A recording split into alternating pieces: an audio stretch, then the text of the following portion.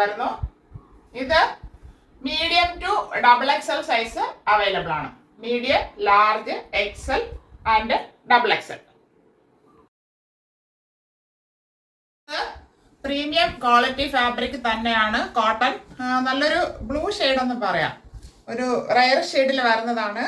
ഈ cream colour കാണുന്നത് ഫാബ്രിക്കിൽ ഫുള്ളായിട്ട് വീവിങ് ചെയ്തൊരു പാറ്റേൺ ആണ്.